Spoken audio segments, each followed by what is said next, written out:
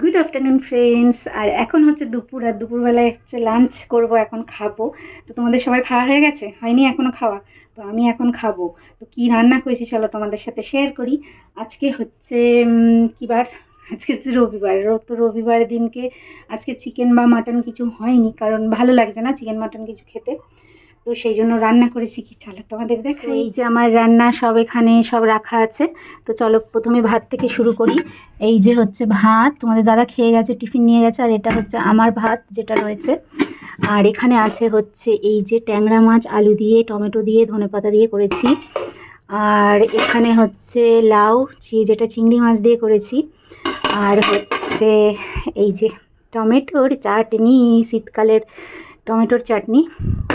আর এখানে হচ্ছে এই যে শাক ভাজা। তো আজকে হচ্ছে দুপুরবেলার লাঞ্চ মেনু আমার এটাই। তো এটা দিয়ে হচ্ছে খাওয়া দাওয়া করবো। তো চলো ভাতটা আগে বেড়ে নিই। আর এখন আমি নিচে বসে খেতে পারি না, তো এখানে বসেই খাবো।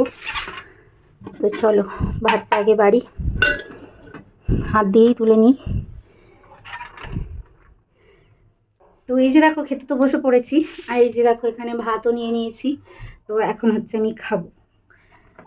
তোমরা যদি খেতে চাও তাহলে চলে এসো। আমি জানি দুপুরবেলার টাইম, তাই তোমাদের বলছি, কিন্তু সেটা কি সম্ভব? সম্ভব তো নয়।